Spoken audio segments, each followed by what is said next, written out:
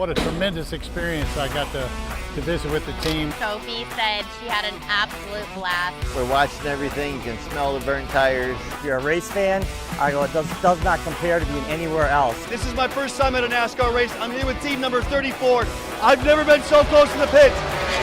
The action is absolutely wild.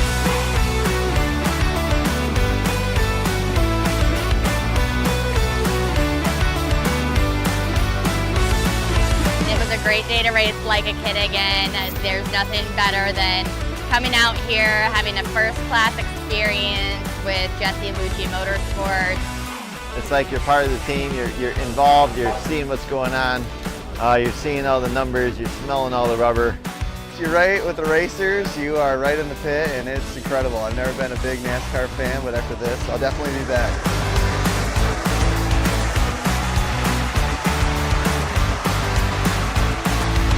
Incredible experience. Nothing compares to being up close and personal with the pit crews and the race team. The hairs on my arm stood up when I got over there that close. It was incredible. From the grandstands, you're just watching it from a fan's point of view. When you're in the pit area, you're having more of a feeling of being with the crew.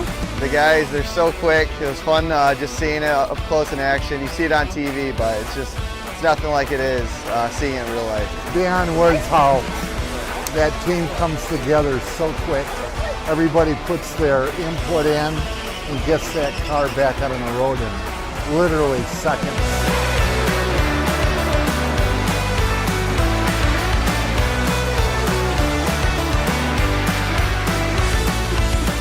Quite the experience to be that close to the race, watching this, the stats on the board, and just meeting all the great people on this team. What an amazing day. What an amazing race. What an amazing crew. It's incredible. It's incredible.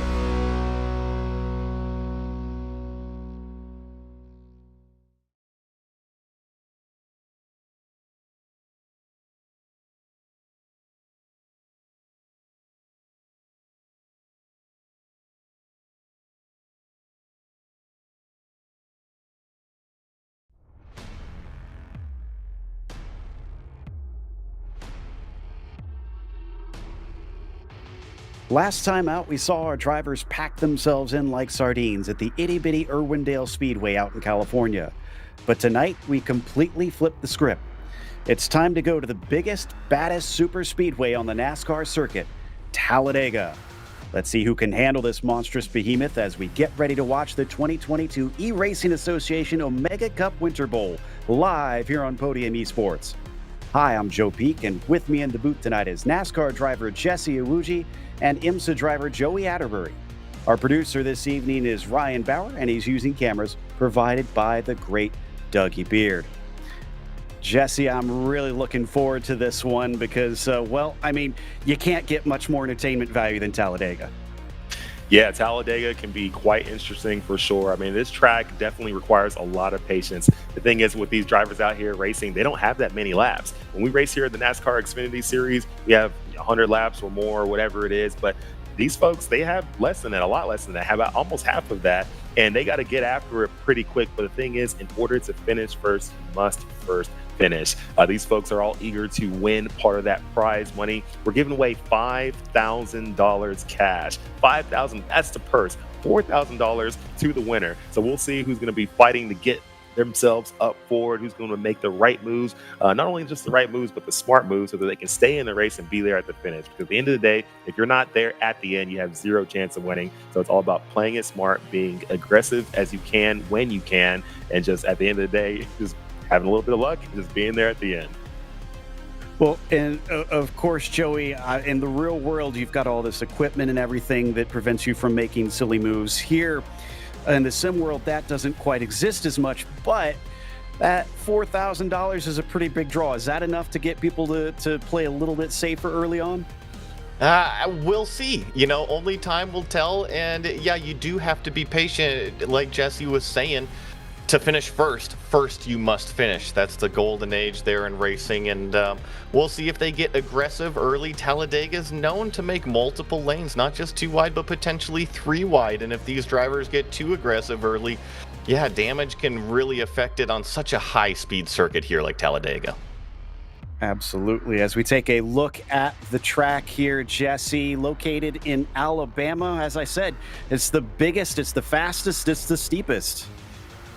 Yeah, very, very steep. I mean, this track has its corners at 32, 33 degrees. I mean, it's absolutely steep. You can even see it on some of the videos and some of the angles, which we have some amazing angles thanks to Podium Esports for creating some of these camera angles for us. But, when we got a little look at that, you can see exactly how steep it is, which basically allows for the speeds that you see around this track. I mean, these drivers are going to be going upwards of plus 190 plus miles per hour. I mean, they were going to be absolutely cruising. And with them all running in a pack, as long as they stay smart and work together, the closer they are, the more that they are in a pack, the faster that they'll end up going. We'll see if we have long green flag runs. We'll find out. I don't know if we do. We might see a few cars breaking away depending on who has whatever pit strategies that they have. So a lot of different things can happen in this race. It's going to be very interesting to watch. It'll be kind of cool to see these folks go 3, maybe even 4 wide through 1 and 2. As we heard Jesse talking about, it's only 60 laps around here. But the big thing, I think, is those green light checkers that they're going to have to watch out for to try and get that $5,000 prize pool. They've got to be clean on that last lap, coming to the white flag so that they can get around and actually take the finish under speed. They do have a fast repair, which I have a feeling there's going to be a few drivers needing to use that today. And then, of course, they have the fixed setup that'll keep it all even. It's all down to the driver and their decisions in the heat of the moment. That's going to make the difference. Nobody's going to find that extra speed by tweaking something on the car. But sounds like we have that grid ready for the race already. Qualifying is over. So why don't we head through our starting order for this evening. Matthew Baker on the pole will be followed by Garrett Maines and Matthew Lee, as Jason Rashcock is going to be on the outside of row 2. Vicente Salas will be in the 5th spot, followed by Raul Alves. Then you've got Jason Maines in 7th, Raymond Rittenauer in 8th, and Jeff Merck in 9th. Rounding out the top 10, it's the other Williams driver of Donovan Strauss. Joey? In 11th place there we have Matt Busa, followed by Bobby Zelensky, Max Brady, Kyle Vallejos, and Daniel Eberhardt rounding out the top 15. In the 16th spot, we have Kwame Scott, followed with Douglas Newbigging, Cody Harris, Christopher Heitz, and in the 20th position, Mike Sturgill. Hayden Swank will be in 21st. Michael Sturgill will be in 22nd. Not to be confused with Mike. That's going to get confusing, no doubt. Colin Bowden is starting in 23rd, as Mike Witt will be in 24th. Then you've got Matt Johnson in the 25th position. Alex Thurber will be P26. Inside of the next row has Jonathan Cofield. You've got Ryan Crooks to his outside, followed by Mike Domingo, 29th, and Jackson Crowder in 30th. In the 31st position, we have Rhett Tucker, a name that I'm pretty familiar with, used to race with him. In the 32nd, Derek Fulton, Christopher Reagan. In 34th, Steven Scott Jr., James Wagner Jr., James Nelson in 36, Richard Hurst, Ian Ogden, Joe Turkle, and Julian Ricci there in the final 40th position. So as we wrap that one up, drivers just about completely on the grid here. I do believe we have some special videos prepared for this race and headed up into the national anthem performed by Amenderlin Williams.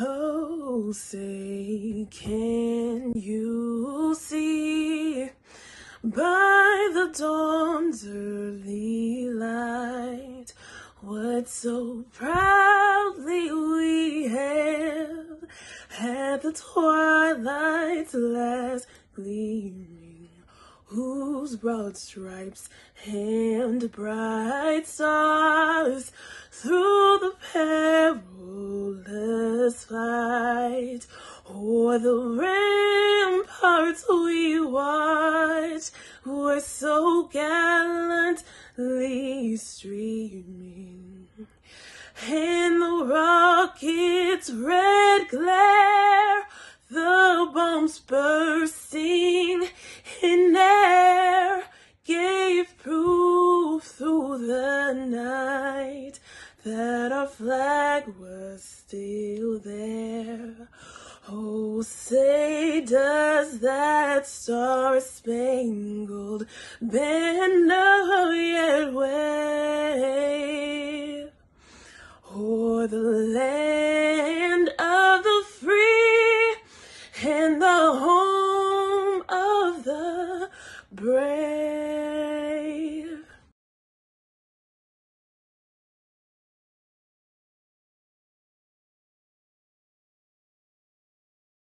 It's time for the command from WWE superstar Ted DiBiase Jr.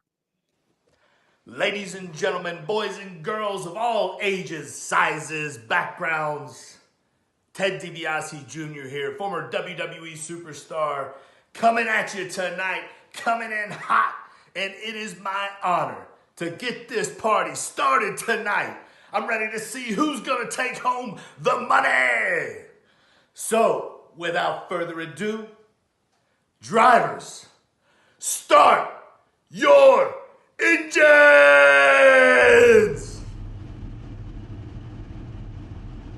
Plenty of enthusiasm there, as I'm sure the drivers will have that too. In fact, I believe we can get a taste on what the enthusiasm is like, because Jesse is on the horn with one of our drivers, Garrett Maines.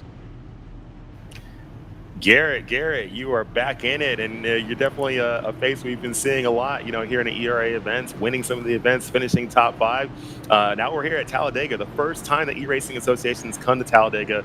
What's the feeling like for you? What do you think is going to happen? How have you been getting ready for this race? When I saw it was Talladega, I was a little disappointed, because this is the one track I feel like it's really hard to control your destiny. Daytona, Atlanta, for the super speedways, you got a little bit more control, but there's just so much space to work with. You can't block 4 lanes. Yeah, no, that's absolutely correct. It is very difficult to block 4 lanes here. I mean, there's opportunities for people to go all around the place here, but there's also opportunity to have some patience too throughout the race and kind of watch things play out. What do you think's the best strategy? I mean, being patient or just being aggressive the entire time? Well, you tell me, do I want to be behind the field or in front of it when they crash? That's going to be the mentality here. So if you see me get buried, that's not where I want to be, but we're going to try to maintain our track position as long as possible, and hopefully we'll be there at the end. Most definitely. That sounds like a pretty good strategy. And, you're a winner of one of these ERA events. You've won here in our events. You've won a lot of money, right? $4,000+ that you've probably seen from these events. What is it like for a sim racer to be able to win that kind of money, basically racing from home? Well, Irwindale was a blast. That race was, nerve-wracking the whole time. I had Vicente hounding my back bumper the entire race. But I think Daytona was a little bit different, because I kind of backed into that one. I think I restarted. It was final green, white checkered. Started dead last on the lead lap, and the seas parted, and I literally snuck into the lead in the last 10 feet. So it's crazy. These events are a lot of fun, and I really appreciate you guys putting them on. Hoping we can grab another one here tonight, but we gotta have some luck. Most definitely. Well, good luck to you, and have fun. And the car's looking absolutely beautiful here on track. Look forward to seeing what you do here in our eRacing Association Winter Bowl. Thank you, Jesse. Appreciate it.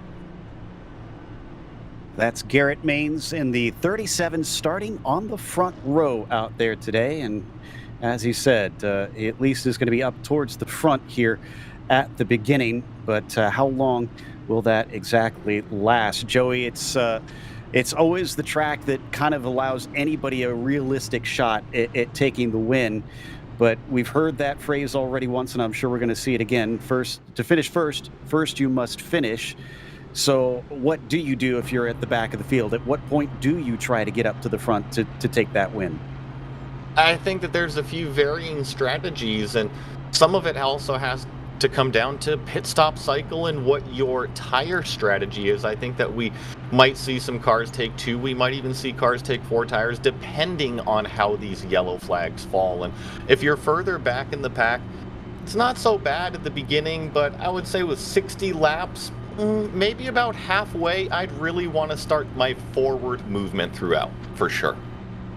All right, well, we'll watch for that 30-lap mark to see if anybody follows that advice. And, well, the only one that I know of in this group that's actually gotten to be in this situation in real life, Jesse, what's the big difference between virtually being out, excuse me, out there running at 200 miles an hour and actually being sat in the cockpit and experiencing those speeds here? Funny thing is, they're actually very similar, minus the heat, right? There's always a lot of heat in these race cars, which causes a lot of heat stress. But as far as, driving, I mean, the strategy is still the same. I mean, it's very similar on sim racing versus real life as far as strategy. I'm here driving these tracks. It's not a very technical track to drive, right? I mean, it's pretty much put your foot down, drive it. It's not, you're not getting loose or anything like that. You're not getting too tight. Maybe the air is moving you around a little bit, so you got to control your vehicle. Really, it's about focus and having very intense focus. And I've noticed anytime I've been on any big races on iRacing at super speedway versus being in a big race in real life, they feel very much alike. So it'll be interesting to see what kind of focus these drivers have. I love seeing these in-house, not in-car, but in-house cameras, and just seeing their eyes. But we're about to go green here in a moment. Things are about to get crazy, crazy exciting. I'm pretty pumped for this Winter Bowl. I am as well, and obviously, with it being Talladega, it's not in the tri-oval. It's afterwards, just past the pit exit, that they're going for it. And the green flag has been waved by Barney. We are underway for the Winter Bowl.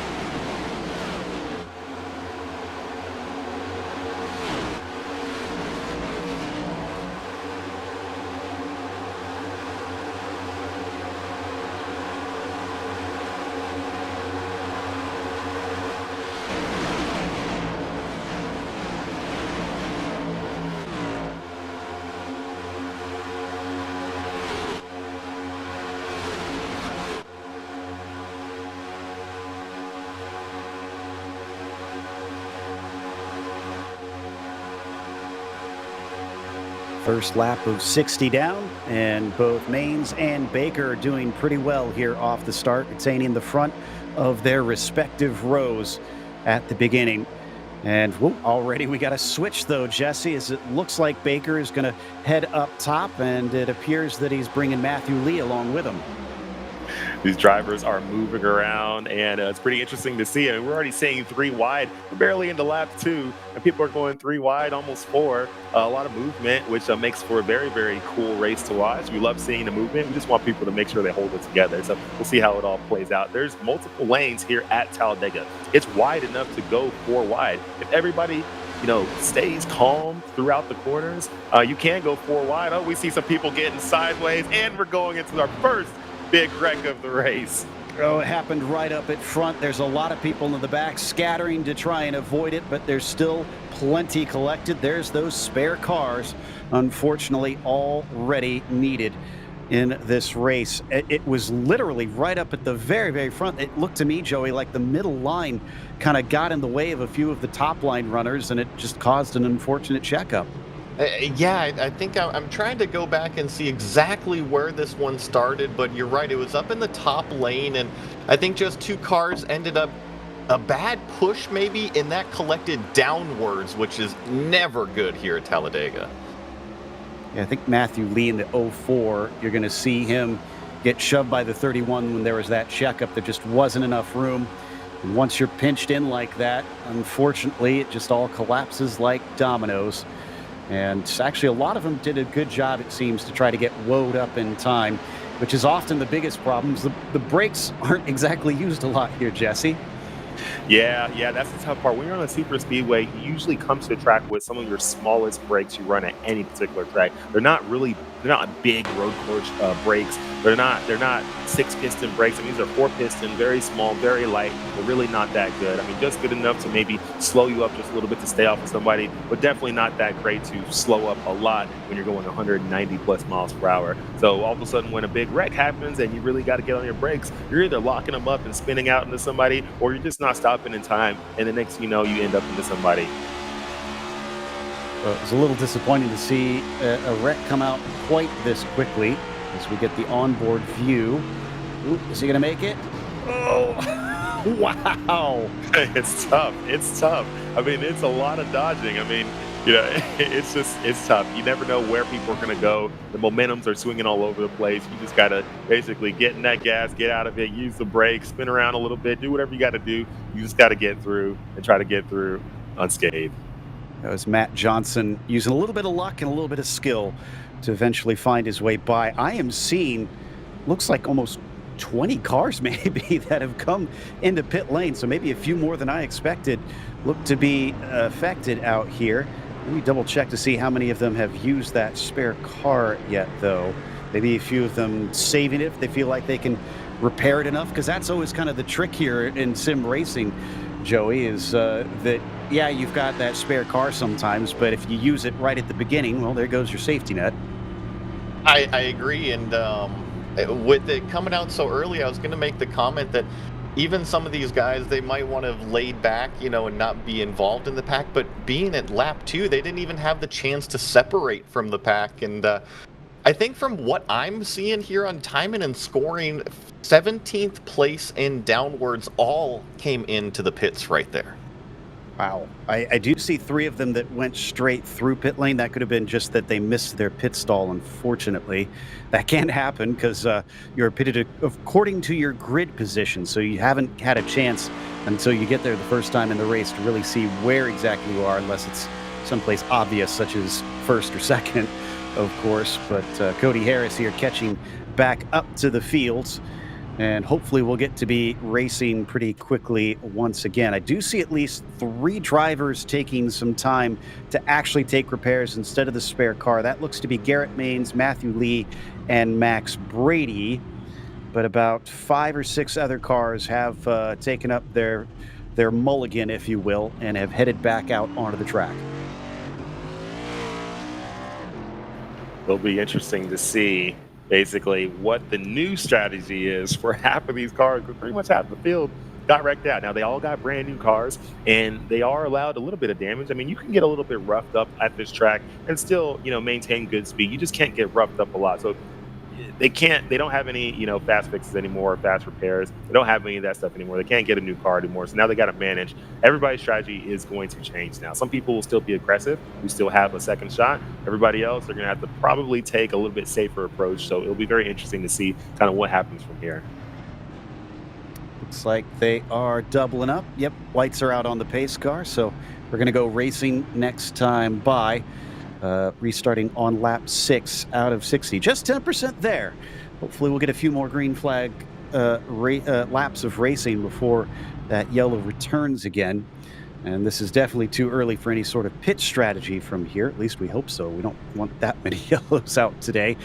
And in fact, that was kind of a discussion point, Joey. Before we came to live, we kind of, I wouldn't say had bets running, but there was the question was being popped. How many are we going to get? Yeah, and I think having such an early yellow, it might actually calm things down, because almost half the field could potentially have used that backup safety net like you were talking about with their fast repair, and now they really have to race cleanly out there, but you still have the front half kind of with a spare car to go, so who knows what we're going to see. Indeed, and let's not forget that if you're watching this for the first time, or if you've been tuning in, you can actually become a part of the action yourself. Go to eragaming.gg/membership, easy for me to say, and sign up now to try and race for some of these fantastic prizes and a little bit of glory too amongst some of the best racers you've seen around. In fact, we got a few black stripes in here racing today. In fact, quite a few. I think I see roughly 6 or 7 of them that are running from various championships as well. So there's been some impressive talent shown up and some impressive iRatings because of that are getting ready to race today. But the iRacing pace car is now heading in to pit lane. So this time it's going to be Chente up on the front, who is going to be leading with Jason Maines to his outside on the restart. So will it be similar to last time where they hold those front 2 positions? Will we get some moving around? Will we see something different perhaps? Maybe a third line start to form as the green flag is out and we are underway once again for the ERA Omega Cup Winter Bowl here at Talladega. Looks like that's a pretty good push for the 24 of Jason Maines on the outside, though, there, Jesse. Yep. Oh, man, it's an amazing push right there, and definitely love to see it as long as people start playing nice. But it looks like he might get hung out to dry. I don't know if anybody's going to help him or support him. You got to have somebody out there who wants to help him, and it looks like nobody wants to play nice. That's not good. You got to make some friends when you're out there because it's a long race. Really not that long of a race, but it's still long enough where you need some friends because you will need a push if you want to win this race. You are not going to be able to do it on your own. Down to 18th place, and finally he's picking it back up, but nobody was willing to help. Merck is now your lead, and that is not a clear line at all behind them. In fact, I couldn't even call that a line. Take your pick and maybe hook up with a partner instead of trying to get in line with somebody. This is a bit messy here, but thankfully, looks like, Joey, everybody is minding their P's and Q's. It looks like, yeah, we've really kind of got tandem drafting here as we also have the 2-car being pushed by the 31. That's Raul Alves pushing out in front here, going to take the high side all the way up to the lead, and it's also going to drag along another 2-car tandem of Zelensky, followed by Baker in the 5. Tucked up in the slipstream here, we're going to see Zelensky go down to the bottom here, and looks like he actually lost his drafting partner. We'll see if that's going to affect his overall momentum. Yeah, Zelensky down on the bottom. Someone jumping up to the high side there. I think that was Colin Bowden. And now he's going to continue to carry that speed. He is a rocket ship right now and might actually take it all the way to the front, but that split it up quite a bit. Instead, it is 2 pairs rather than a full line of about 5 or 6 cars. And looks like he is indeed going to be able to take the lead, at least briefly, if not officially. As to his outside, Daniel Eberhardt III in the 90 is the leader on the top side. Eberhardt is getting a good push from it. Looks like Alves is right behind him there. And what I'm seeing more now is we saw 2-car tandems, but there seems to be 2 lines forming as the 21 dives down towards the bottom there for that low line. And we're seeing a high line and a low line form, but it looks like the high line is a little bit more organized right now. Well, and you mentioned you thought that early caution was going to maybe calm things down. I would not describe this as calm so far. There's been a lot of movement. Credit to them, though, that there's been no wrecks that have come out of it. We got another wreck here just past start finish here. It started about maybe the 10th row back, and I got about a handful of cars involved in this one, and it all started because it was 4 wide across start finish, Joe. I had to say it, didn't I?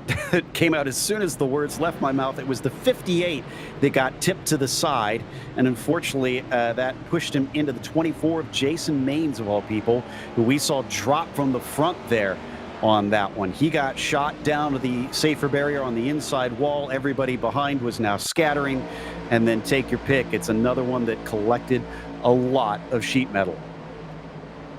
Yeah, I'm looking at it from a couple different views. I actually think there's 2 different packs that kind of get together then kind of converge. So there's a pack down low and there's a pack up high, and I think they all realize they're 4 wide, potentially 5 wide, all leaving each other extra room, and it didn't work out. Okay, so here's the front, which stayed relatively safe. Jason Maines was the one I mentioned that found himself shot down very quickly, and yeah, there he goes, disappears. And then behind, whoa, big moment, 364 the 31. Doesn't quite catch it and keep it going, but at least it looks like that's going to be minimal damage. And I think the biggest difference between our first wreck and this one is the amount of cars involved. These cars really kind of spun down to the apron and didn't collect the whole field behind them. So, and the other thing is, you're right, it doesn't seem like a whole bunch of damage to any of these cars. Maybe the cars that went up into the wall. Looks like the 24 is pretty hard into the inside wall there. Remember, they only have the 1 free repair to their name. So if they get into 2 incidents pretty quickly, either it's just going to be sitting in pit lane, taking repairs and hoping against hope that maybe something crazy happens and you can get back in the hunt, or just hope that it isn't that damaged, or just go home for now. Sounds like we're going to take a quick break. We'll come back, and don't go away because we'll be side by side here.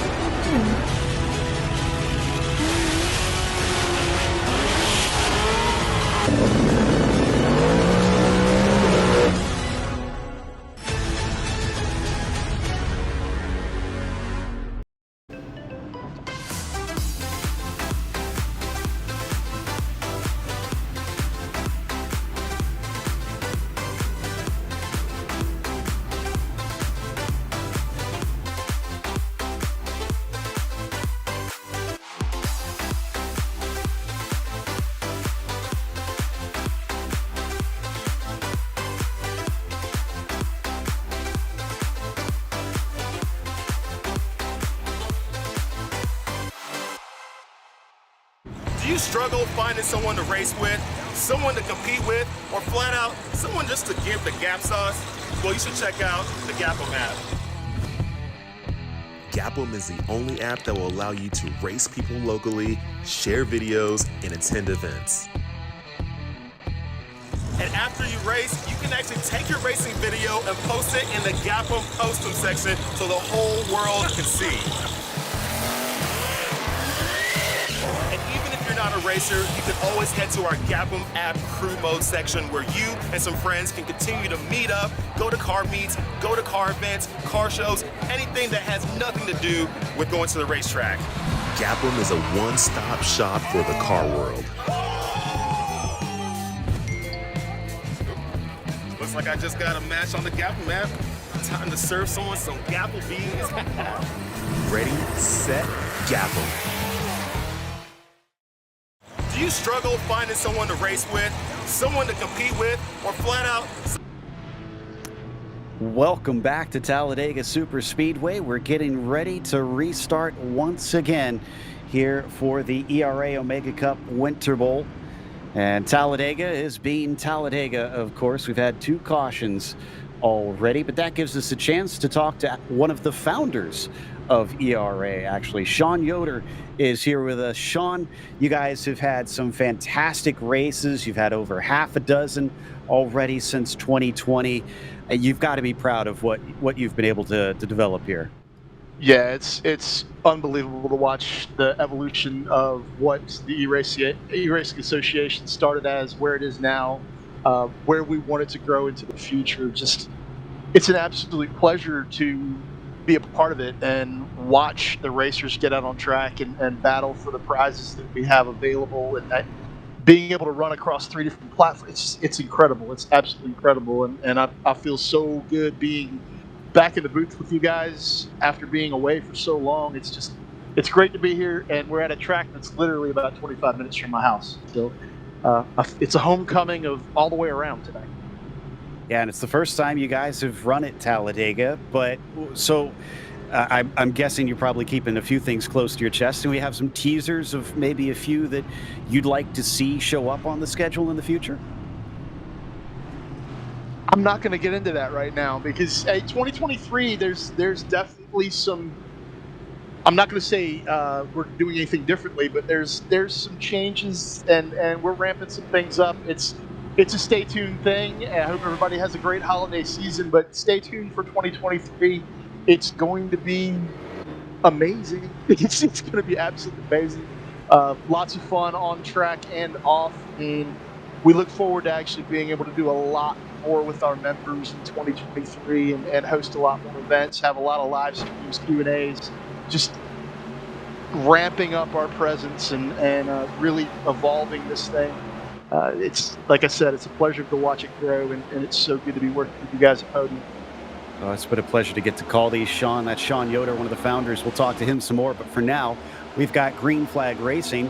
The 21 of Christopher Heights, though, didn't seem to go all that quickly. He's still got a good enough push here, Joey, that he's caught back up, and he's got the 54 coming with him. But that's a scraggly-looking pack there. You're right. There's only about a front 6 here that's kind of breaking away, and then the rest of the pack is now catching them. As they go down the straightaway, you see the rest of the pack now kind of forming up, and now we're seeing the high line form, and then a few cars dive down towards the bottom just because it really is a shorter distance around here at Talladega when you paint that yellow line. Yeah, that's true. Don't really need in the slipstream to be going top to bottom through those apexes. It's all about positioning yourself. What is going to be the fastest in that slipstream or just the shortest around the track? Good push there for the 23 of Jackson Crowder, who is going to get a couple car lengths ahead of the leader of the bottom line. And then he's going to immediately switch down ahead of the 21. That is Christopher Heights down there. He'll get a little bit of a touch from Vicente Salas just behind him. Ooh, and again, not seeing a lot of cooperation, and cars wrecking to the bottom. They all duck to the inside, and that is going to bring out the yellow, unfortunately. But I think we only had one get turned around. The rest managed to make it back on the track. Yeah, I'm taking a look right now, and it was really between the front cars here. Looks like the 21 Christopher Heights was involved, as well as the 32 as well, and lots of side-to-side contact. A few cars hard into the wall here, including the 21. You're just going to see him go 3 wide, a bad push, and a few cars down to the apron, and heavy contact into that safer barrier. Yeah, that is extremely unfortunate. Yeah, as you said, there was a few others. Cody Harris, Colin Bowden, Garrett Maines, I can see all kind of caught up in that one in the end. And once again, it's at the very front. It went 3 wide, someone trying to shoot the middle, and just 3 into 2 did not go. You'll see it right here as it starts to unfold, and yeah, wow, just railroaded all the way to the bottom with no way to recover from that one. No way to recover. And Joe, I don't think there's much recovery to do when you're 190 plus miles an hour in a 3,000-pound refrigerator out there. Yeah, well, I think Salas got a piece of the wall, but I'm seeing him still out there. They're lining up right now. We'll see if he comes into the pits to try and take any repairs because of that. We have lost what looks to be probably about 10 or 12 drivers at this point. Already a bunch of them are out of the race, and we've got a few that might be out even sooner after this because some of them are getting close to the disqualification penalty, not just the drive-through. Remember, they have a very low threshold out here for that. 16 incidents, and they will disappear from the server. Yeah, and something else to note on the racetrack right now, looks like a few cars are coming down pit road, going to get some tires and fuel. And Joe, we talked about it a little bit, guessing how many yellows are going to happen out here, but this is also going to play into how these cars race, because if you have fast cars that are confident on fresh tires, it's going to have that aggression that's going to go throughout the pack again. Indeed, and the drivers who have not pitted are very few and far between. In fact, only 3. Raul Alvis, Jeff Merck, and Daniel Eberhardt have not pitted in at this point. Everybody else has visited at least once.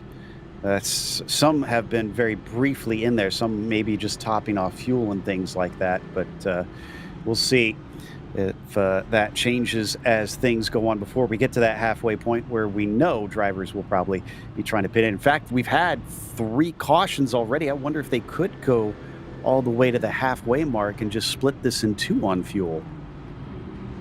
We're going to see, yeah, I think that the fuel will come into effect, maybe not so much in the first stint, but definitely in the second stint. And I think that might throw some of these drivers for a loop because you're used to calculating your fuel off of this green flag running. And when you have so much yellow flag running, it really is kind of gambling and guessing what you're going to have for the last, call it 10, 15 laps.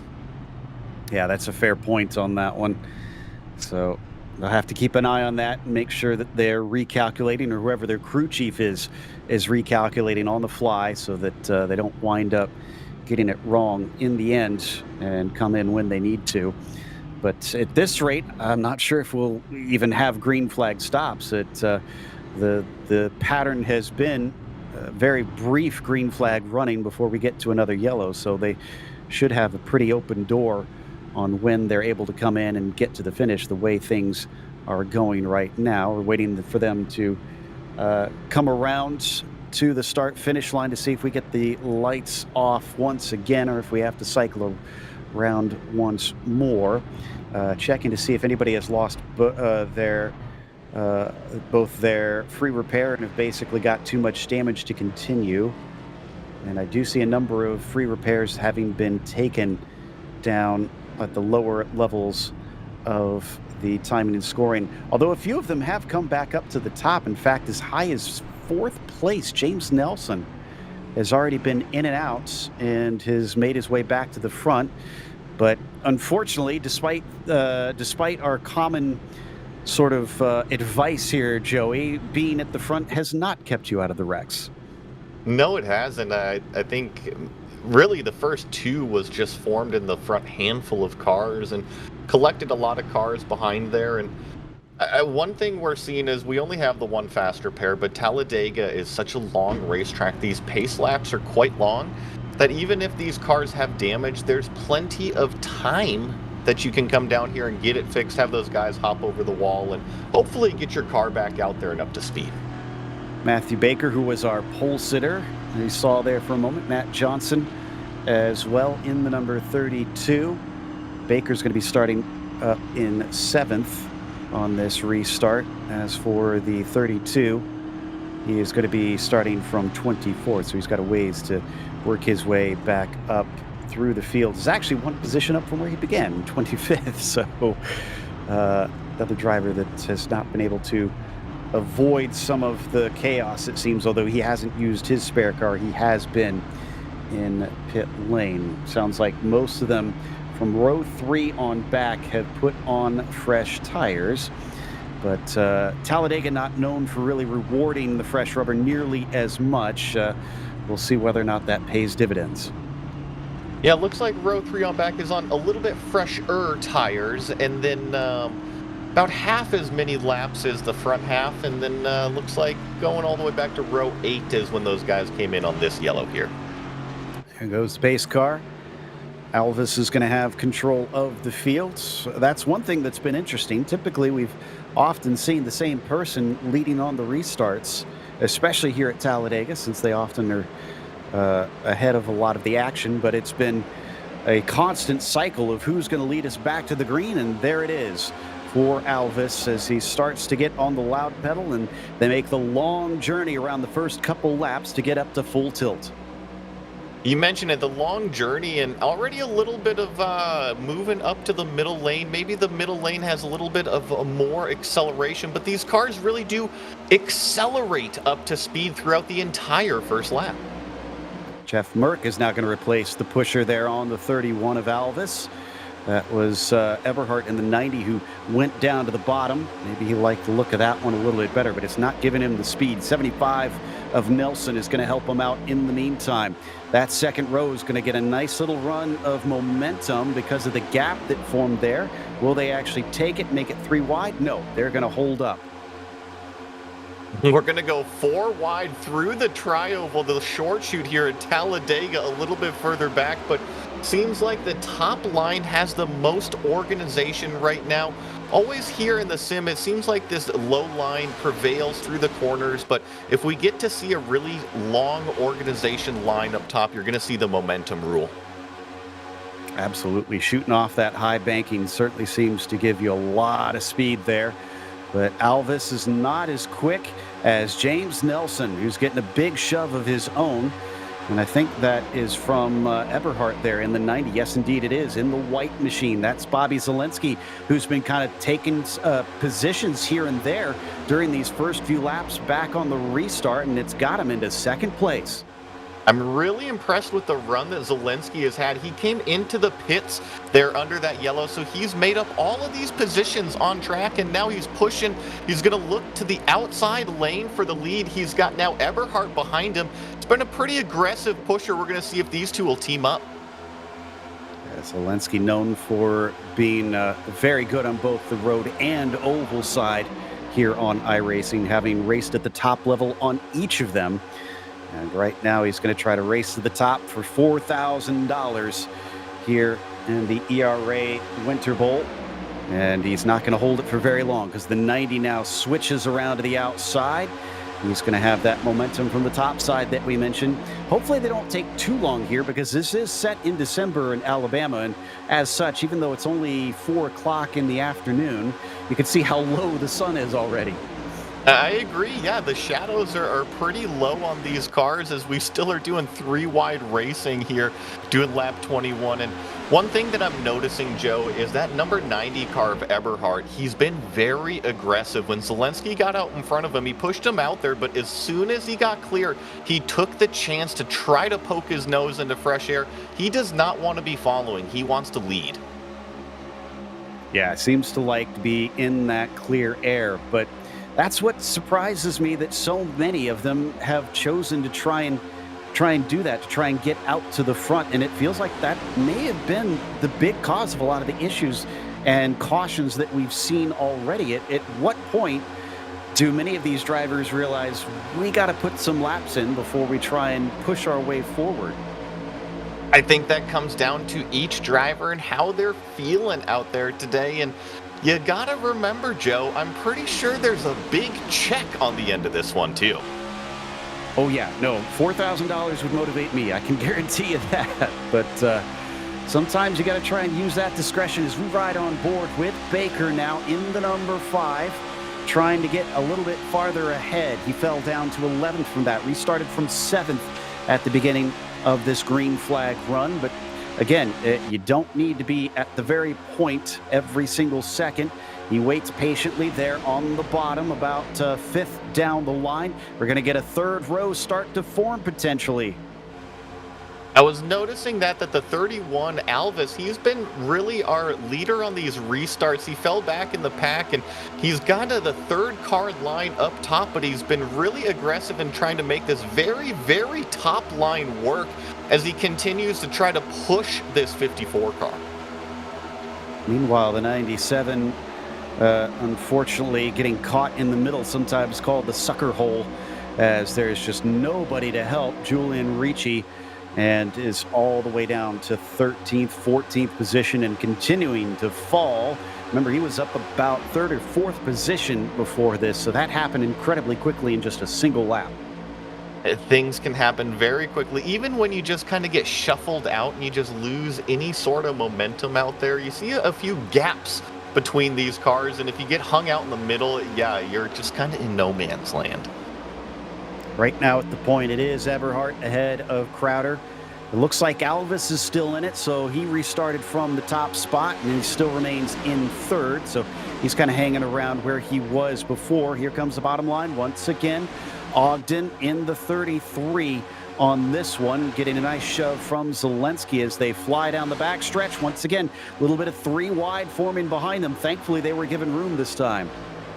3 wide indeed, and I know that the super speedway at Talladega is a little bit wider than Daytona, but with the amount of action we've seen, I'm always holding my breath whenever we're going 3 wide.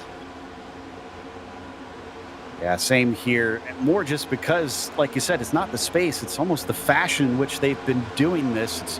It's been a little bit haphazard out there, and I wonder if they can keep it up for much longer. This has been about the longest green flag run they've had up to this point, but they're not going to have it for much longer if they keep doing some ambitious moves throughout the field. Thankfully, now it's down to 2 lines once again for the most part at the front of the field, but the backstretch is where the 3 wide starts to form at times, and that's already caused at least 1 big wreck.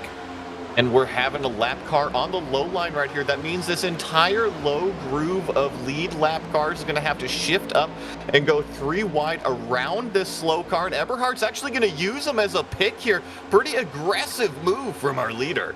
Cody Harris is the one on the bottom, just trying to stay out of the way. He's doing everything right. He's being predictable and staying off to the side. So very well done there from Cody. As if you try to use, maybe I don't know if that's a side draft or what, but they're getting awful close to that 27 car.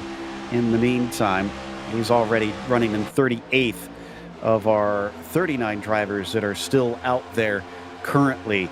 Eberhardt up at the front, still has Crowder and Alvis behind him, so that has not changed since the last lap. Maybe things are indeed settling down for our front runners at least. Are the drivers in the mid-pack also following this advice, or are they just as frantic rather? It doesn't really seem to calm down throughout the entire field, and I think you made a remark that it's just kind of the fashion of the racing that's going on out there. And what I'm really seeing is when these 2 cars get paired up almost like a tandem, which we used to see years ago in NASCAR, they really get momentum and it kind of stretches out the accordion, and then everything has to condense again. Yeah, that's a good point.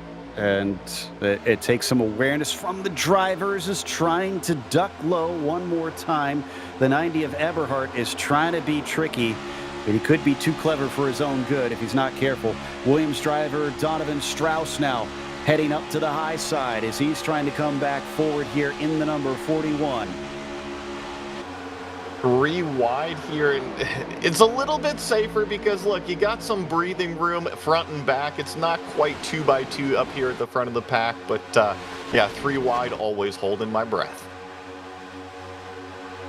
Coming into the tri-oval once again, and I'm seeing that front of the pack is keeping those 2 lines pretty steady, but once you get down to about 20th place, then things peter out and they aren't as organized. They got to keep up with it though. They want to hold on to that slipstream.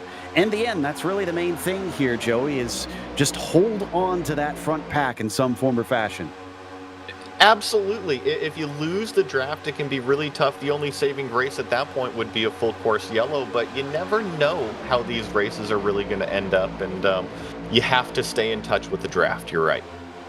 We haven't seen those pit stops yet. We're getting close to the halfway mark, but I can't imagine. Well, I was going to say that anybody's going to try and split it, but lo and behold, we got a number of drivers coming in under green. It certainly looks like it may be from Matthew Baker on back. The number 5 car is the one that brought him in, and I'm seeing maybe a handful come down pit road. And what's most important about green flag stops right here is do not overshoot your box. That's the worst thing you can do. Looks like the 2 mains, Merck is also in, and I think also Lee pitted, as you mentioned, Baker a little bit earlier, and they're all getting out. It's almost like that was coordinated. Man, it was just at the exact same time that they got on the throttle and are back out. So at least 3 of them are going to be running together, but Jason Maines and Jeff Merck seem to have dropped off slightly. Oh, and looks like Bobby Zelensky is in along with a few others too. Yeah, looks like only 3 cars here this time, and the 75 locks them up hard trying to get down to pit road speed. We'll have to see if that draws a penalty, but I saw Zelensky got it slowed down. Not sure about the other 2 cars that came with him. That could be bad for him. Yep, Busa indeed has a black flag. He came in way too hot, had him completely locked up, so he's going to have to hope that we get a caution at the right time here. Preferably after the pit stops are completed, because right now, if they come out after he comes back onto the speedway, he's likely going to be put a lap down. Things are not looking great for Matt, and 2, 3, 4, 5 leaders are now pitting in. Jackson Crowder is in there. Will we have anybody else speeding into pit lane? Big move forward from Vic as Solis gained about 2 or 3 spots in that. And wow, people trying to find their pit stalls causing some contact on pit lane. Yeah, it's always busy whenever you're trying to woe down a car from 190 plus miles an hour. You're not sure if you're going to get bumped in behind in the brake zone, and when you're bringing 8 cars with you, you're always double checking the mirror. Is everybody going to get slowed down behind me too? Still waiting for the top 20 cars to pit in. All of those behind them have taken their scheduled stops. Looks like Hayden Swank on the high side here as he follows pretty much everybody starting to get to the bottom. I suspect this means a lot of pit stops. No, looks like this is most of the drivers who did actually pit in during some of those first cautions, so they can go a few more laps, and there is incentive for them to stay out here, Joey, because if they can trap those guys a lap down, if we get a caution, that is great news for them. And that is good news, and just watching this backpack of the cars that have already pitted, I'm seeing Zelensky might get hooked up with the 5 car that originally brought all of the cars down into pit road, and that might save his race, but he's got to get in the back of this slipstream. Looks like he is going to be able to tag onto the back of this pack of 5. Zelensky back out on the track here and through the tri-oval, just catching up to a group of cars. It's always felt very fitting that it's been a Bobby in an Interstate Batteries car, because I grew up watching NASCAR in the 90s and was definitely a Bobby Labonte fan. That, you know, it's been a classic livery for such a long time, and you can go back through the different generations of NASCAR, and yeah, there's always that Interstate Battery. There you see your 18 along the back stretch as well. Still looking for any of the top half of the field to pit in soon, or will they try and hold out as long as they can to try and catch out all of those that did not stop under the more recent yellow flags. They come through 3 and 4. They're pretty much all single file, so hard to tell if anybody is going to stay out or come in by that alone. And nope, nobody is ducking below the yellow line. Once again, they rifle off another lap as we ride along with the 71 in third place. That is Matt Johnson just behind him and Kwame Scott just in front. Something I want to bring up right now, Joe, is this lead pack that has not pitted yet. There's actually a few varying fuel level quantities throughout this pack of 18 cars, call it. Most importantly, the leader, lap 24, he hasn't really pitted yet, but there's also lap 19, lap 18. So I still think that we're going to see some of these cars pit and some of them stay out. That's a good point. And I just heard, Rhett Tucker just announced he is pitting in. Richard Hunt said he's pitting in. This must be it for these guys, about 25 laps. Kwame Scott pitting. Anybody staying out at all? Ooh, it was looking very close. Oh, and I think Matt Johnson got caught out. Either he meant to pit and waited until too late, or just had to slow up for those in front of him. Yeah, the 32 there of Matt Johnson almost got ran over by the cars behind him. Not really quite sure what happened. It looks like he had a second guess on if he wanted to come in, and when you do that at almost 200 miles an hour, you lose touch real fast. Well, he never went below the yellow line, but he also wasn't really checked up in front of by anybody in front of him. So I'm kind of at a loss at what happened. That was a very wishy-washy decision on whether or not he's coming into pits, because usually you commit by going below that yellow line if you intend to come in. Agreed, and really looking at it, it seems like he probably wanted to go around the 71 in late break, but by that time he had already passed the braking marker and you're in way too deep. Well, he's still going. He's carrying on. He is on lap 20, so he should theoretically be able to go relatively far here. Christopher Reagan, though, the 29, is he on lap 33? He must have pitted on like lap 2 or something. He's really stretched this fuel out. Yeah, not only him, well, I guess, Christopher Reagan is the car that's stretching it at most. Our leader, Mikey Mingo, as well, lap 21, and then Hayden Swank, lap 25. Really, these front 5 cars could go another handful of laps looking at Christopher Reagan's fuel number. Well, now that pack that initially pitted early is looking like they're going to be taking over the lead pretty soon, because I don't think Mingo, Reagan, Swank are going to be ahead of them.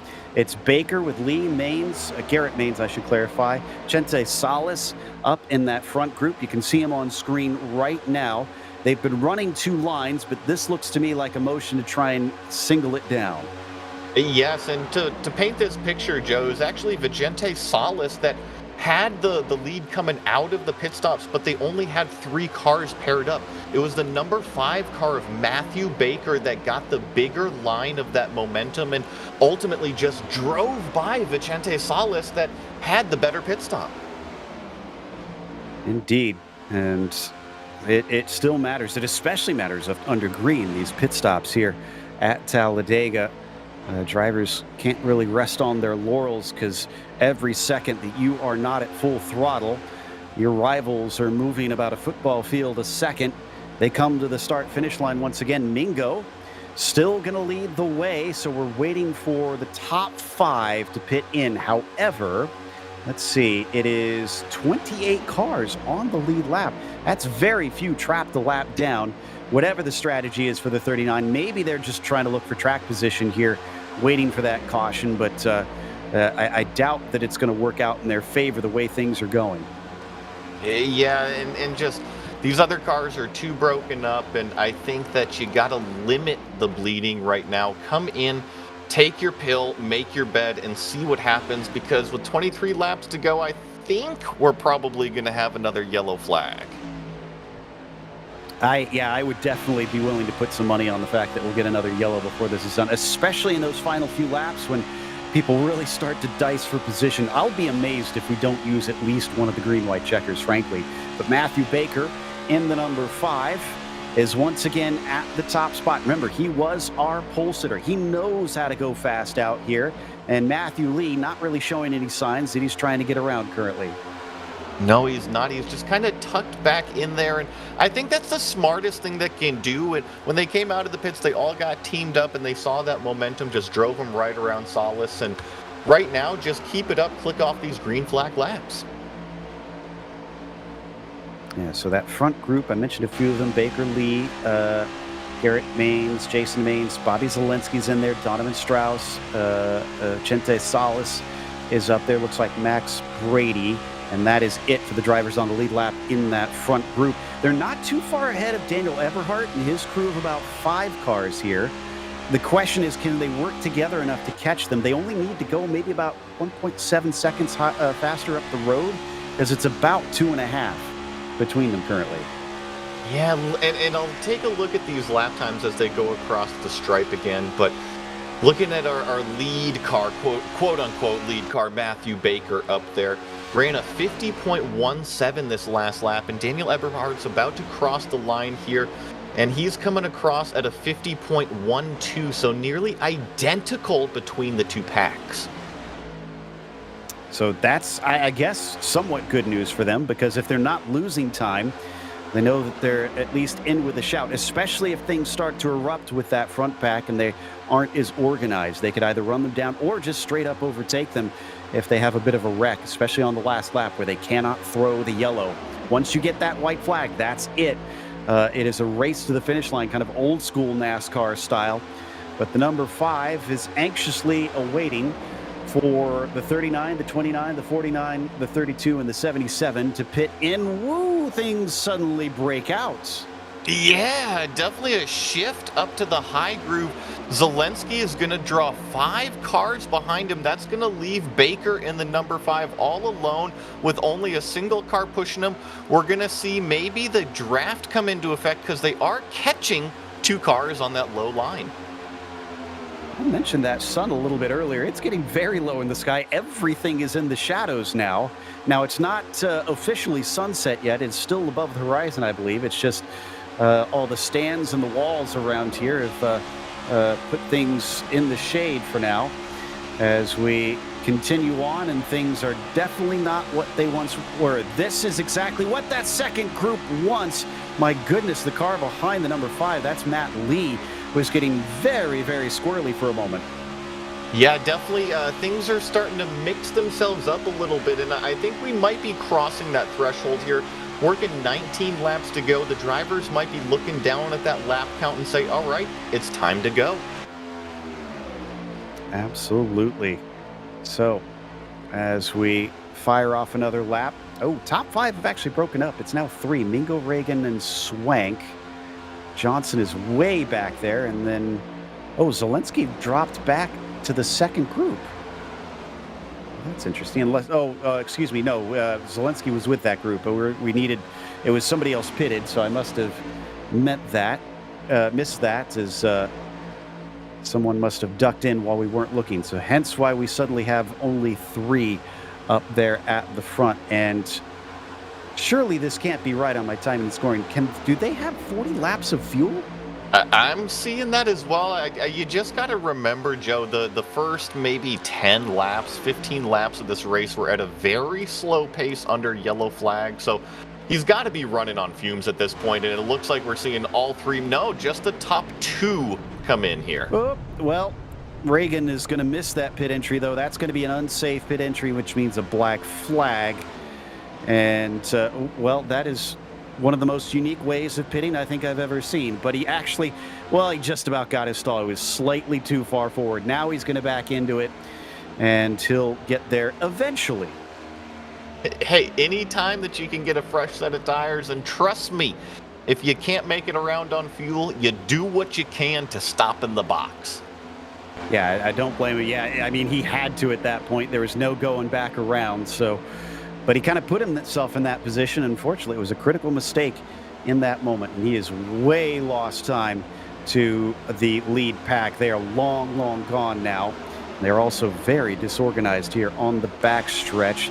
This is the thing that could potentially bring out a caution here if these drivers aren't careful. Look at them zipping up and down the racetrack.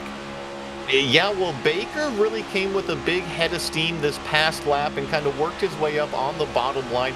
past Zelensky, and I don't think Zelensky minded to that too much because he's come back. Johnson has pushed Strauss has pushed Zelensky back up towards the front.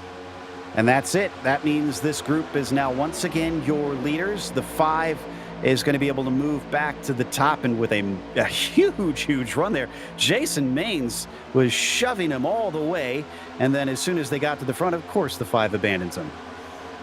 It's just kind of been the story of the night. We've seen a lot of moves from the low lane to the high lane, from the high lane to the low lane. Which one's got momentum? And look here, we got another lap car that's on the low groove. We're only 16 laps to go. This is where it really gets into it here, Joey.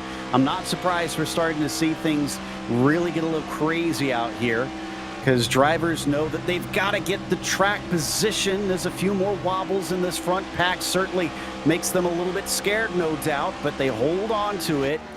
Got to be careful, boys. Still got a little bit before the money is doled out. I think you hit the nail on the head there. We're working 15 laps to go, and even though that these laps are starting to click down, 15 laps is still plenty of racing at Talladega. And remember, we can factor in those green-white checkers if need be. Absolutely.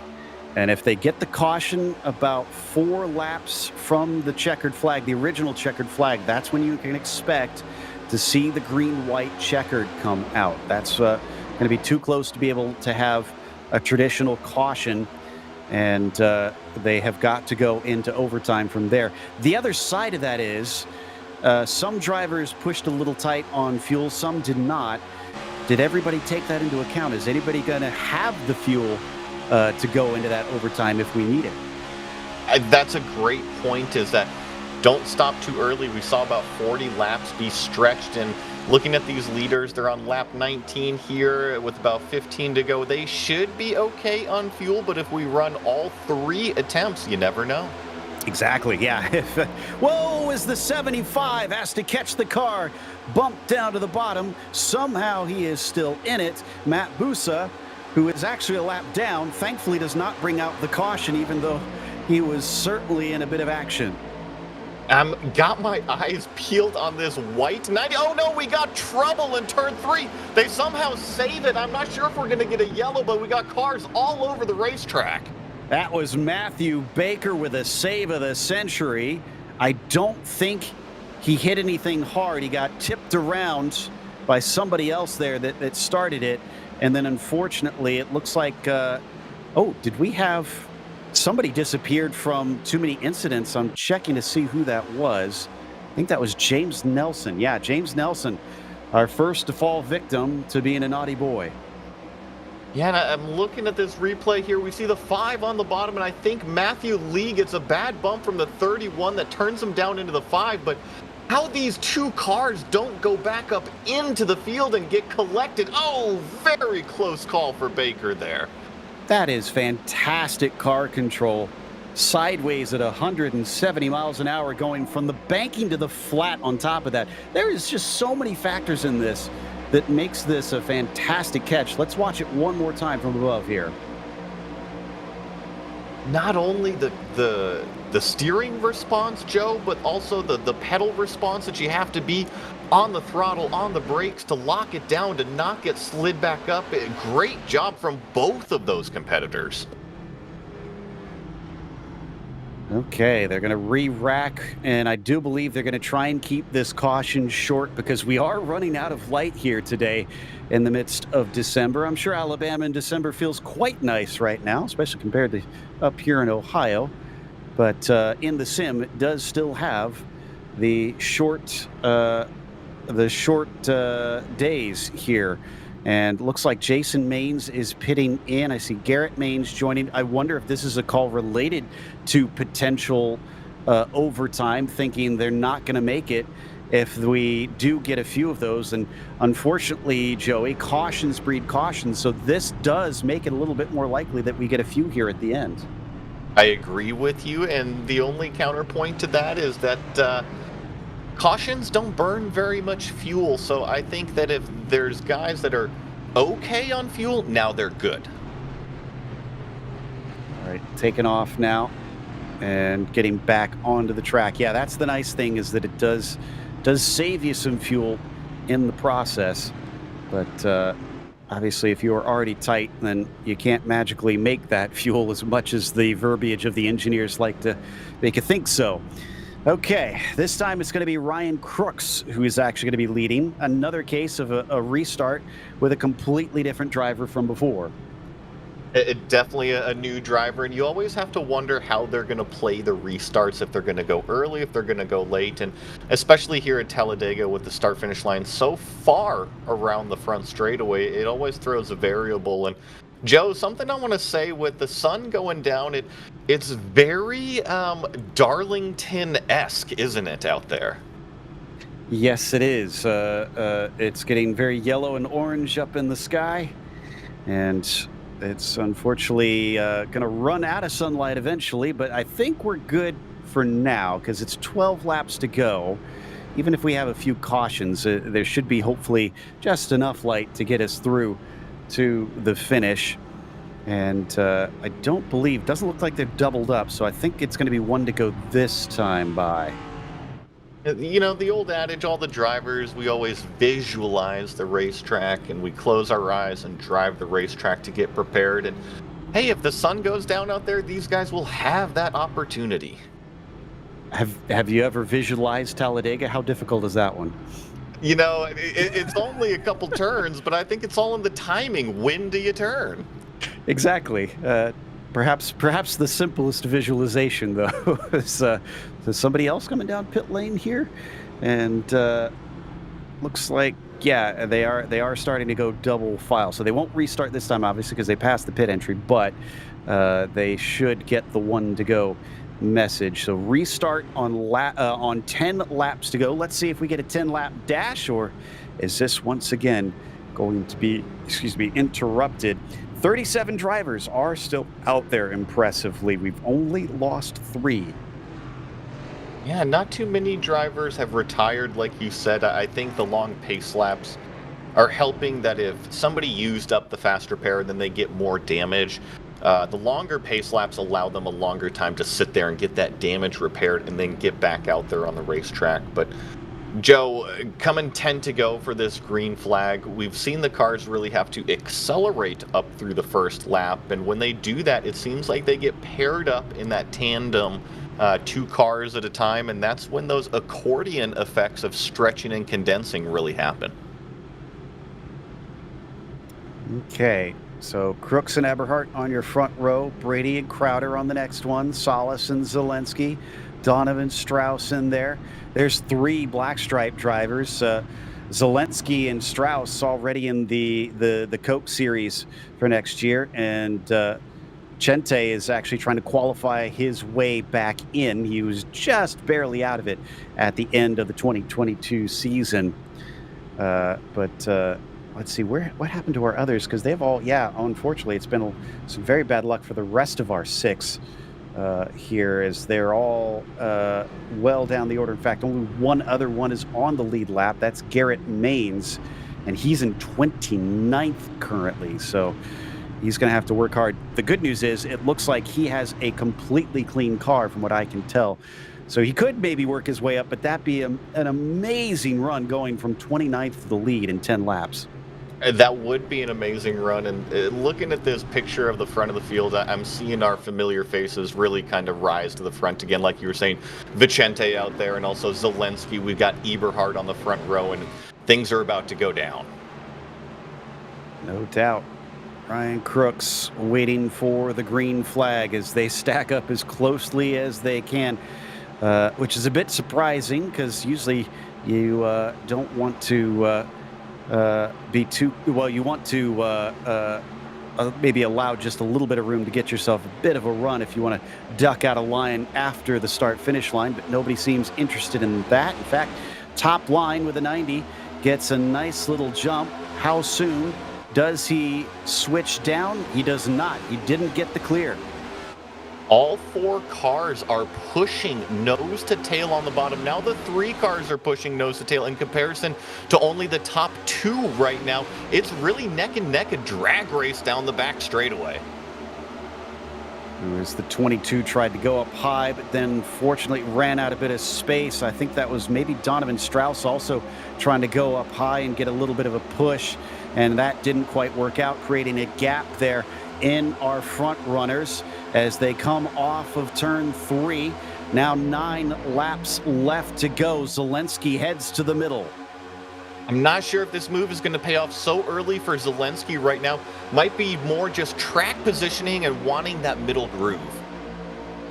Will we be able to go to the checkered flag from here? Or will we have a literal shot in the dark for $4,000 here at the end with some overtime at Talladega? As pushing up to the front, Eberhard seems to have the pace here. Oh, that's a really sketchy push on the back of Zelensky. Yeah, it looks like Zelensky's going to shoot the gap up the middle, but not have any more help entering turn 3, and we got 3 wide racing up front. Usually, most of the time we get these onboard shots, Joey. The drivers look very collected. Merck didn't give me that impression with that onboard shot. He was pushing Zelensky up through that gap in the middle, and there was not much room on either side there.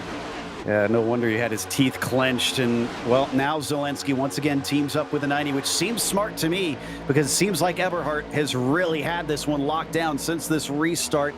But, man, those cars are wiggling around a lot. Down to 8 to go now.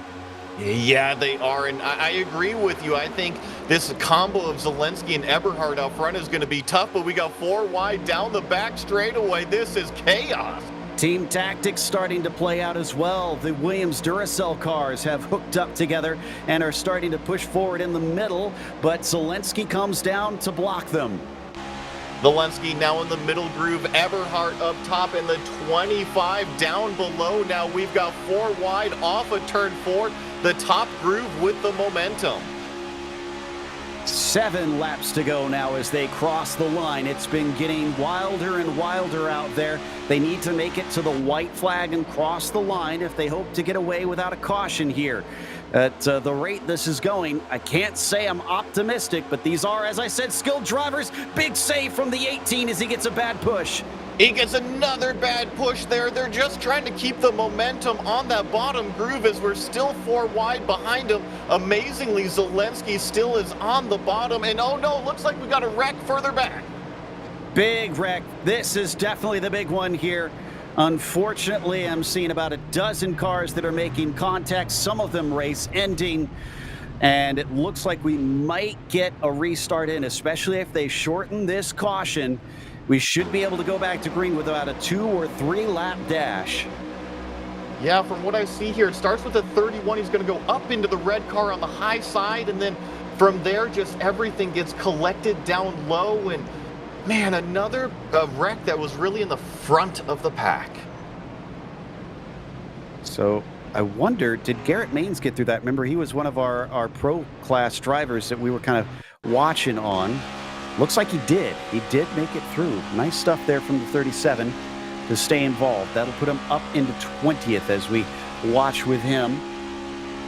Although going from 20th to the lead in about 2 to 3 laps is still a Herculean effort. Eberhard looks like he's scored in the lead. Crowder second, Zelensky third, Rashcock fourth, and Solis in 5th. So we watch the last of the replay here, and the drivers just tiptoeing their way past the wreckage.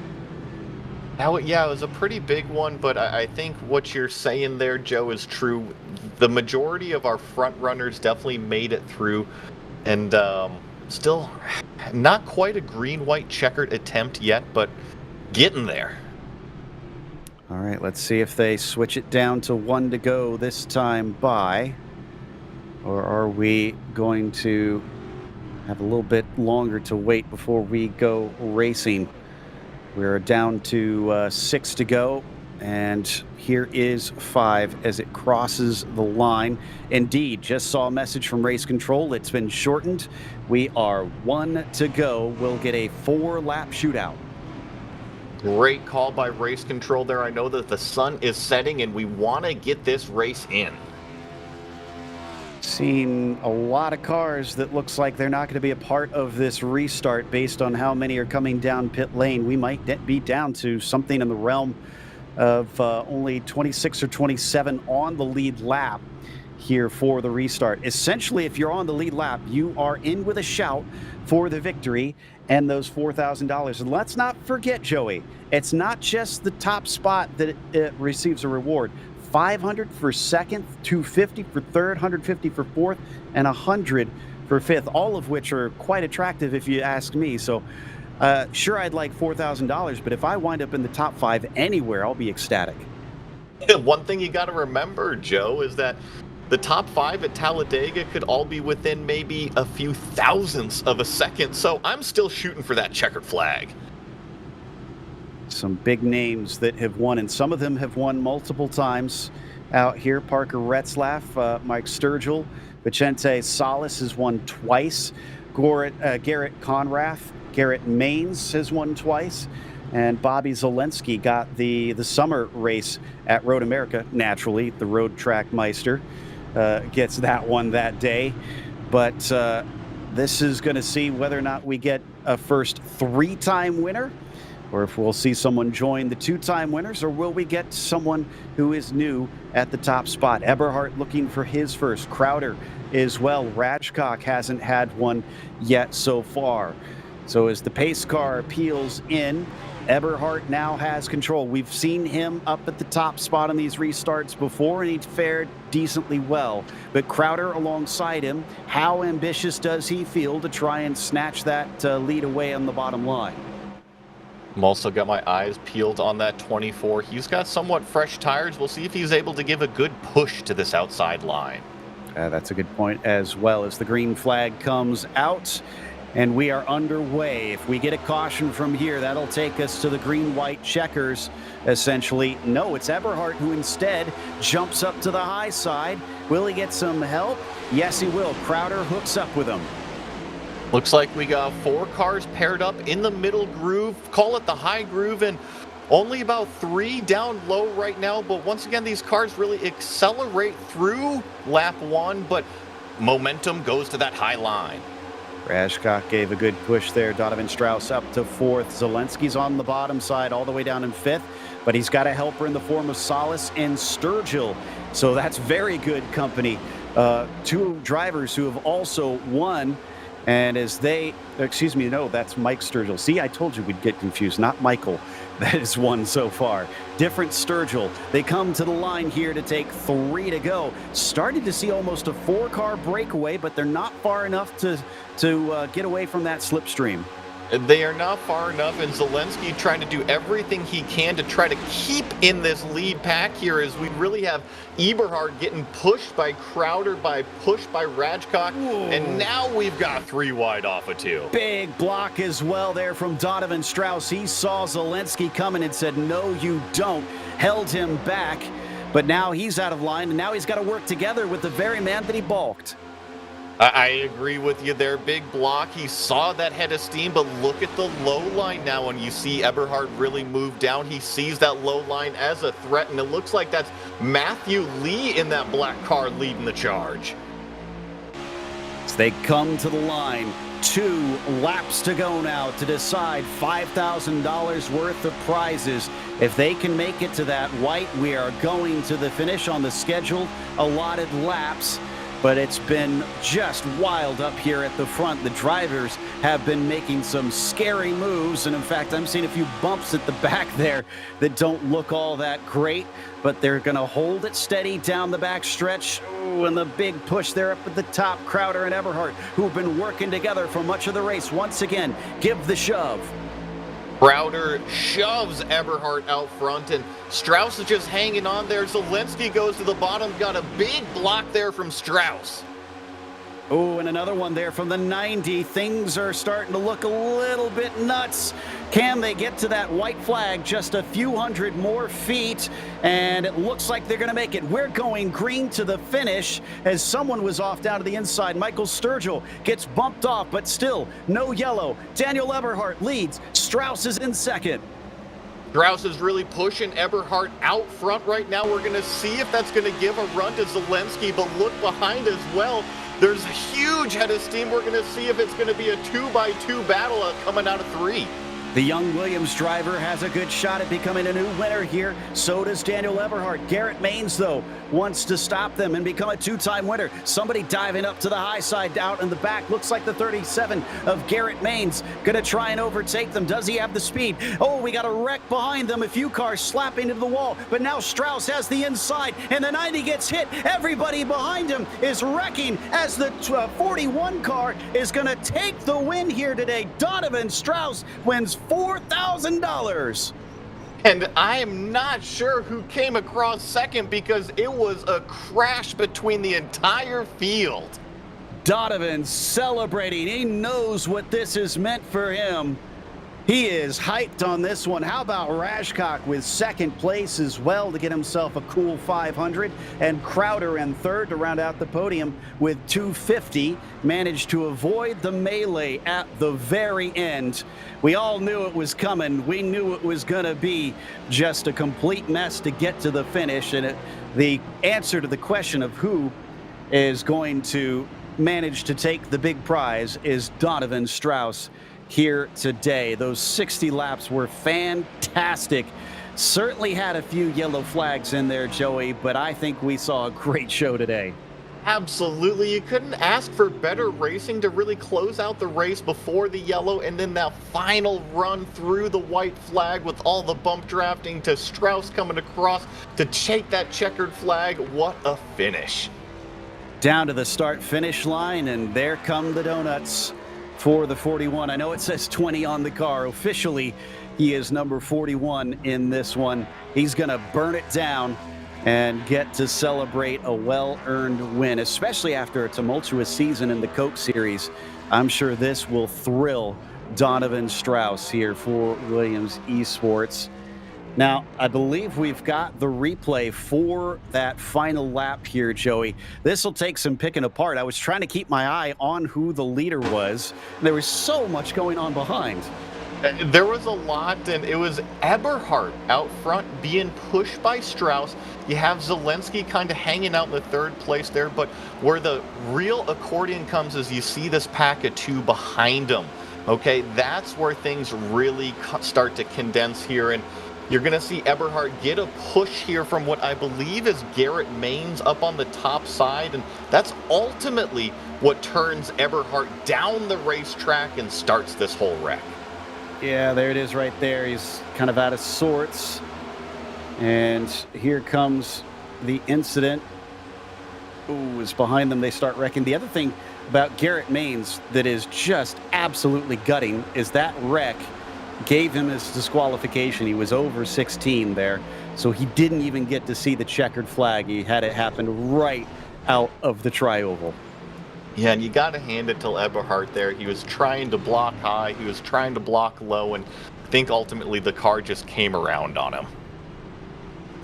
And it looks like we'll have a quick break here. We'll come back with the unofficial results as well as driver interviews. Stick around for the post-race show for the eRacing Mega Cup Winter Bowl.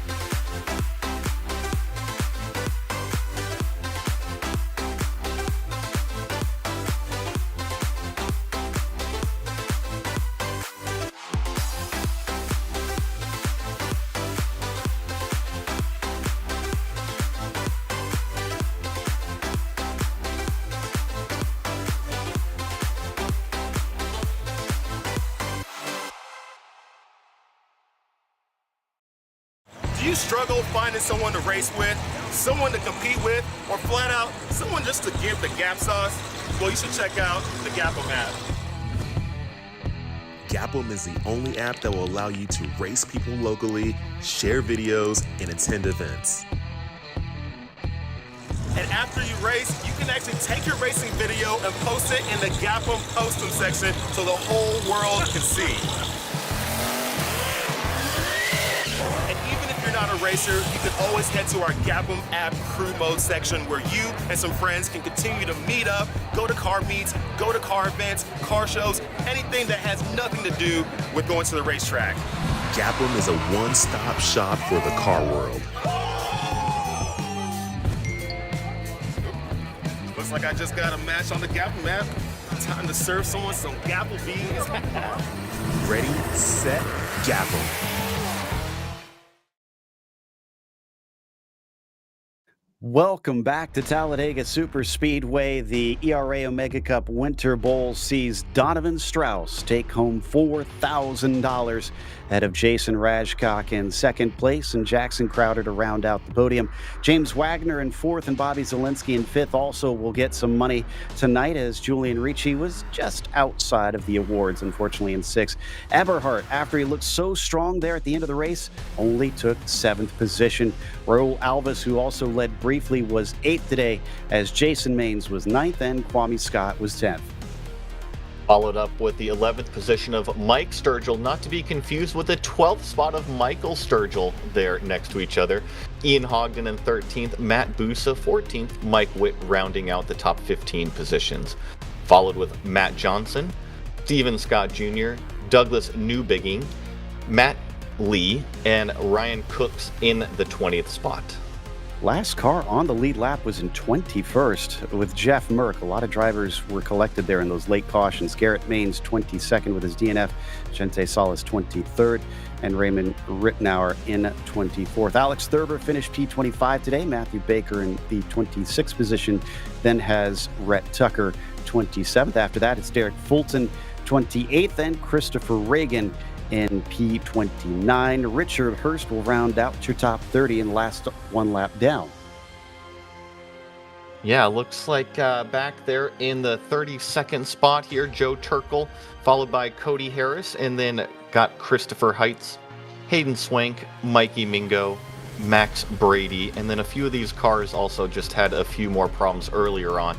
Kyle Vallejos, James Nelson, Jonathan Cofield, and Colin Bowden. And it sounds like we've got Donovan Strauss ready to chat with us here after a bit of a topsy-turvy season on Coke. This has got to be an excellent reward for a frantic race at the end. Donovan, how does it feel to be $4,000 richer? I don't know how I just did that.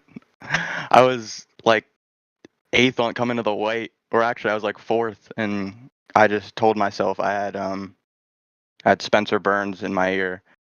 And I just told him, like, don't let me make this move too early. Because every time I'm in a plate race or restrictor plate race and I get antsy and I make a move too early, he just kept telling me, do not make the move. And I waited until the tri-oval, and I got under, I think it was Eberhardt there. And I saw him go up to try and block somebody going high. And I knew that was it. As long as nothing happened, that was it. And this feels good, man. This feels great. You had to make a few blocks of your own. We saw, especially towards the end, Bobby Zielinski had a huge head of steam there late, and you jumped down in a hurry to cover him off. I mean, what was it like having to make those split-second decisions, especially since if he hadn't lifted, you know so easily you can get turned. That's what $4,000 does to you there. That's making moves like that. That's what it takes to win. And I kind of was working with Bobby a little bit those last 30 laps. We were PMing each other over text chat, and I just told him, like, I'm with you. So, and we just kept working together. And then I had Vicente and I had Max with me. So we just had a little group, and it paid off in the end. Cause like I said, I was sitting perfect coming there on that white flag. I was sitting third. I was like, okay, I got a chance.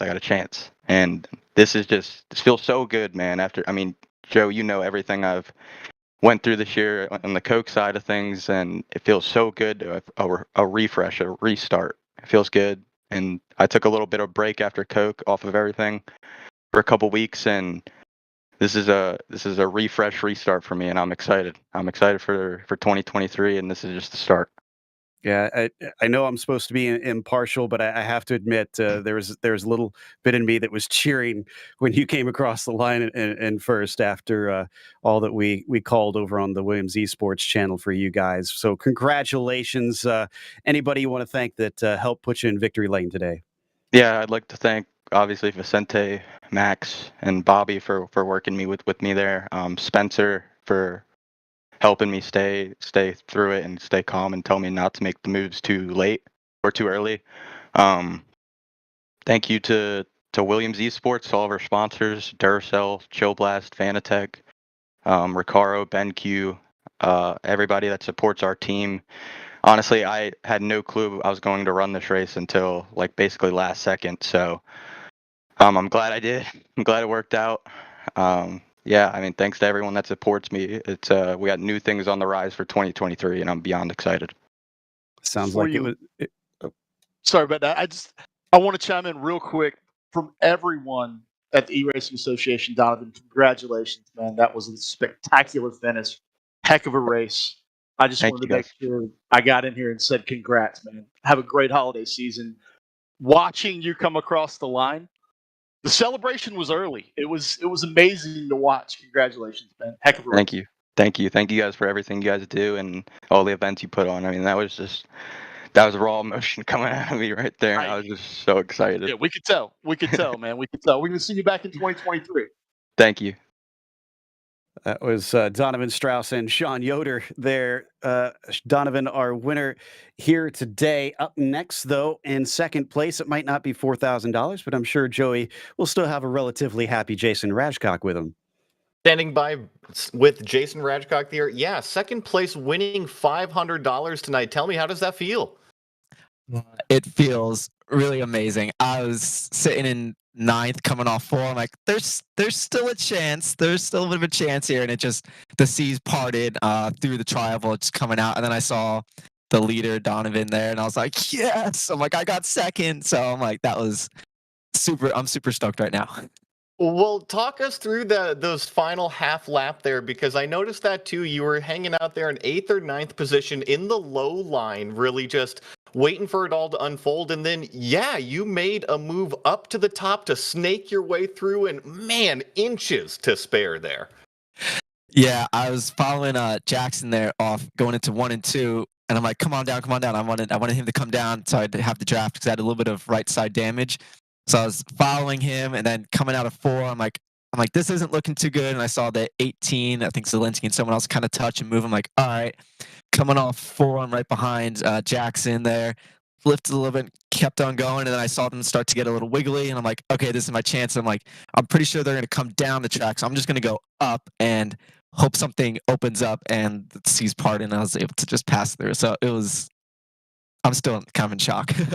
The seas did part for you, but you made the right move. You were down low, then you went up high, and you mentioned your car had a little bit of damage. Talk to us about the pace earlier in the race, because there was quite a few yellow flags early on. Did you feel like with that damage, you didn't have a car to get up to the front? I needed someone behind me pushing me to kind of stay with the car in front of me. That was kind of, because I noticed if I wasn't anyone behind me, I'd kind of drag back a little bit. So as long as I was like in the mix with the car in front and behind me, then I was good. I think someone was pushing me at those last few laps, and if there was no one in front of me, I was a little slow. So that hurt a little bit. Yeah, as we always see on Talladega out there. But Jason, congratulations on that second place finish, $500, and go on and get celebrating tonight. Thank you for putting on the race, and thanks for Axiom and Unbound for being on my car. It was a lot of fun, and I'm looking forward to these races next year. Well, that was your second place finisher, Jason Rajcock there, and I believe Joe has our final podium finisher, Jackson Crowder. Indeed. Jackson, you and Daniel Eberhardt seem to be working together a lot through most of that race. Was it something was there anything organized between you two to try and work together, or was that just all coincidence? Me and Daniel are pretty good buddies. I haven't really talked too much lately, but we've always been pretty good friends. So kind of found each other. And then gave him a phone call under yellow. And yeah, that was about it. Just kind of worked together, seemed to be working all right together. So there wasn't no reason to break it up. You started this race way lower than the other three podium finishers, down in 30th. So we didn't really get to follow your progress, although we did see you up there relatively early in the race. What was your method? Did you try and charge forward early, or did you kind of bide your time to get up there? Yeah, I mean, I was leading laps by lap 15 or something. There was that first big wreck, and after the first restart, I was 14th. So then I decided to go to the front. No point to riding 14th. Middle of it, might as well just go to the lead. So that's what I did. And that all worked out in the end. They've run all different kinds of tracks. Obviously, they've done Daytona before here in the ERA, but Dega is just notorious for just being a bit of a crapshoot. Even though there is skill to try and take the win. Were you happy to see it come here to hold the WinterBowl, or would you rather see a non-super speedway for the next one? I mean, I'd like to see a bit more of like a normal track, I guess you could say, like a mile and a half or something like that. But I mean, Talladega, everybody's got a chance. They can't really complain about that. That's a good way to look at it, I suppose. Well, congratulations on a third. While it might not be a win here today, there's still some cash in your pocket, and I'm sure it's worth celebrating. Yeah, man, I appreciate that. I just got to shout out Rika, everybody over there, Ken Byron, Joey, Brad, everybody like that, Kevin, Timmy Holmes. They do a lot for me, so I appreciate them and everything they do. So that was Jackson Crowder in the number 23, taking the third place finish here today, and also collecting himself a nice $250. Well, it's been a fun night. Got to give a big thank you to you, Joey, and to Jesse, who unfortunately had to take off a little bit early, but I feel like we got pretty much traditional Dega tonight. We did get traditional Dega. We saw a couple big ones, and then ultimately a fantastic finish to end out the race. Absolutely. I loved that finish. That had me just absolutely on my feet for that one. That was just a ton of fun to witness. We hope you enjoyed it as well here on Podium Esports. And of course, we want to thank a few other people, including a big thank you to Matt Casto, Kevin Johnson, and Sean Yoder at the eRacing Association, along with Brandon Davis and Michael Hall in Race Control. A huge thanks to our team tonight, Jesse, Joey, Ryan, and Dougie. And also, none of this is possible without those behind the scenes of Podium Esports, Ryan Bauer, Gary Sexton, and John Theodore. Thank you so much for watching tonight's broadcast of the eRA Omega Cup WinterBowl. I'm Joe Peak, and I'll see you on the track.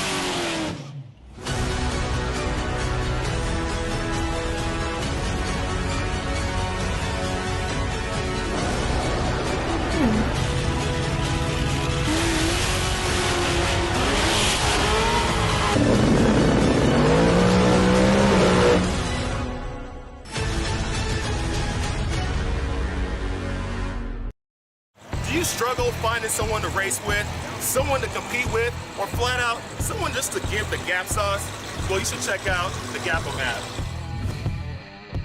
Gapum is the only app that will allow you to race people locally, share videos, and attend events. And after you race, you can actually take your racing video and post it in the Gapum Postum section so the whole world can see. And even if you're not a racer, you can always head to our Gapum app crew mode section where you and some friends can continue to meet up, go to car meets, go to car events, car shows, anything that has nothing to do with going to the racetrack. Gapum is a one-stop shop for the car world. Looks like I just got a match on the Gapum app. Time to serve someone some Gapple beans. Ready, set, Gapum.